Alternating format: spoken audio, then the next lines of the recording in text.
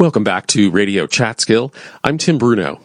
Unseasonably low temperatures between May 15th and 25th resulted in frost damage to a variety of upstate New York crops, such as grapes, apples, peaches, and berries.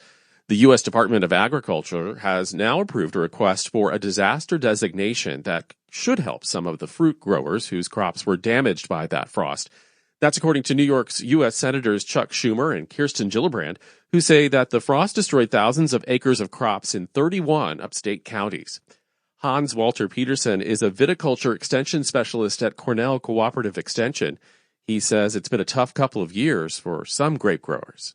There are a couple of growers that got hit with some winter injury last year. We had a couple of cold days where we got very cold during the wintertime, and that hurt yields last year for some growers. And then obviously the spring freeze this year hit some of those same people again. And so some of them are looking at low crops 2 years in a row. The disaster designation will make low-interest federal loans available for some of the affected fruit growers. To learn more, Radio Catskill's Aaron Shearer spoke with Michael Migliore, president of the Hudson Valley Wine and Grape Association, about the impact of the May frost.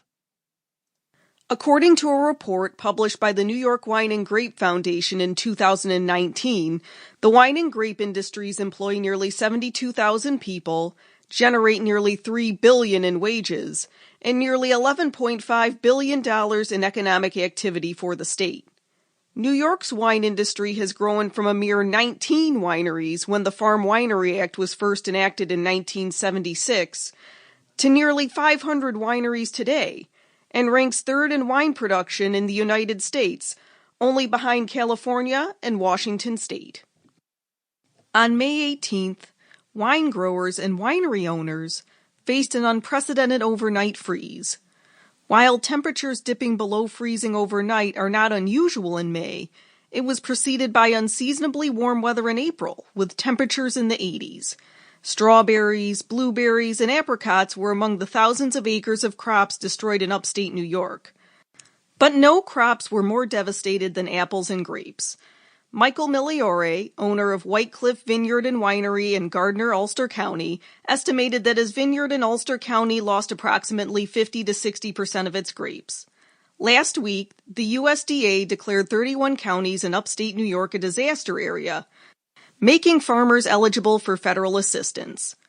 Ulster County was among the primary counties listed in the declaration, and Sullivan, Delaware, and Orange counties were among those considered contiguous counties.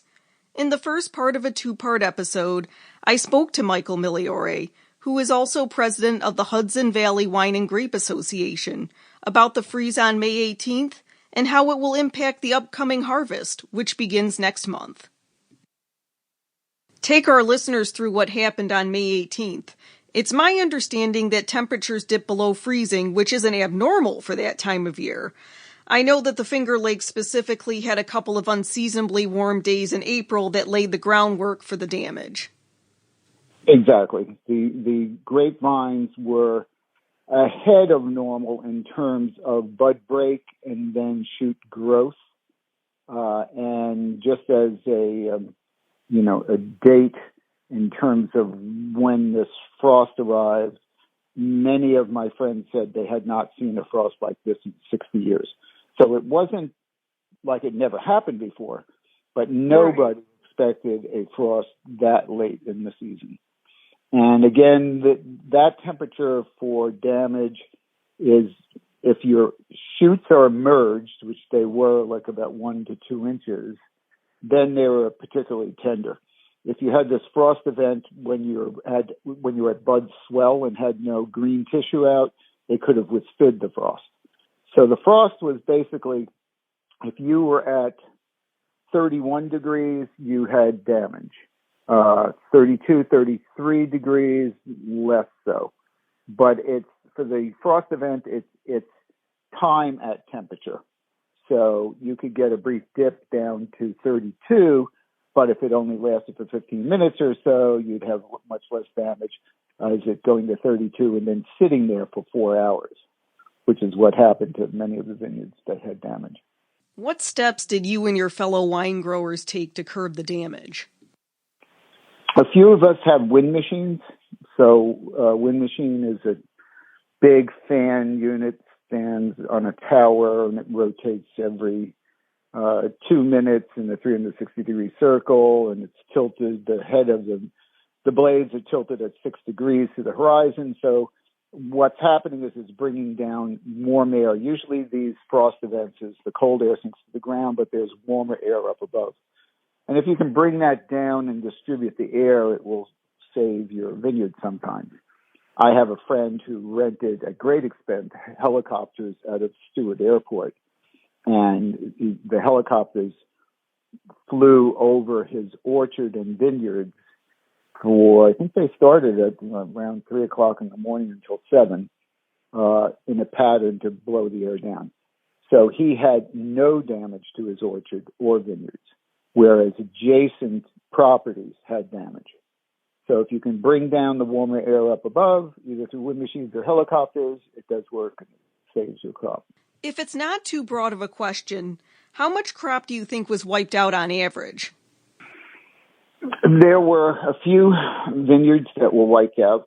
We have 4 vineyards, one of which we don't own, but we have a contract for 100% of the grapes. That vineyard is in the northern Catskills in the town of Preston Hollow, and the damage there was 95% loss. Now, in my vineyard here in Gardner, I had probably about 35% loss based on what I've been seeing now. The vineyard, but we're 20 miles from the river, as I said, and it's relatively flat.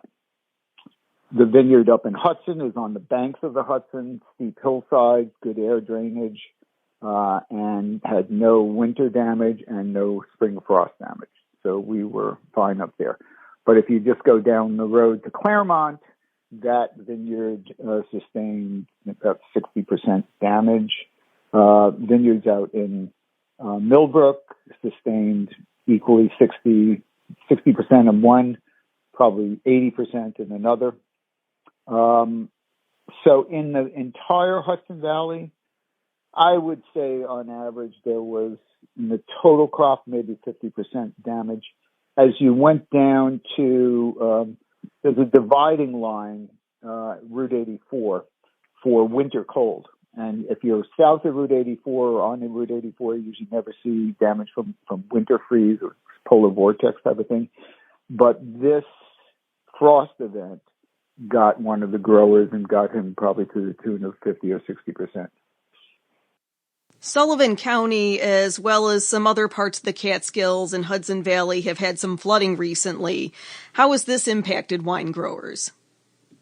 If that's where having steep hillside vineyards going down to the river is not an advantage because the water gathers momentum and carves out gullies. And our problem in Hudson right now, because we got 2 inches of rain over the weekend and we got 2 inches the week before, is that the steep hillsides don't allow us to get in with equipment in a safe manner because the steepness of the hillside, the equipment wants to just slide down the hill.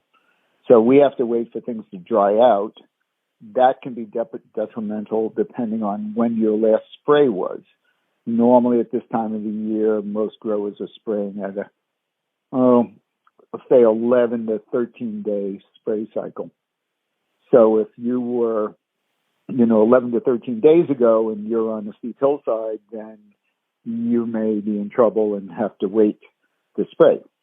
Now, I was able to spray today. I was at that 13-day number, but it was very wet. There was a lot of standing water. You tend to do damage to the vines in that you compact the soil around the root system, and when that happens, nutrient uptake is slowed by the vines. Also, grapevines do not like wet feet. So if you have standing water, that will start to affect your grapevines. If you've noticed driving around at all any cornfields that have been severely impacted by the rains of the last couple of weeks, you'll see that those corn plants that are at the edge where there's a lot of water are now stunted and are turning yellow because the plant cannot take up nutrients from the soil. That's it for part 1. In Part 2, I'll speak to a new winery out of Delaware County that had severe damage in their vineyards as a result of the May freeze. Whitecliff Vineyard and Winery is located at 331 McKintry Road in Gardner. To learn more about the Hudson Valley Wine and Grape Association, visit hvwga.com. I'm Erin Shear. Eating Upstate is a production of WJFF Radio Chatskill.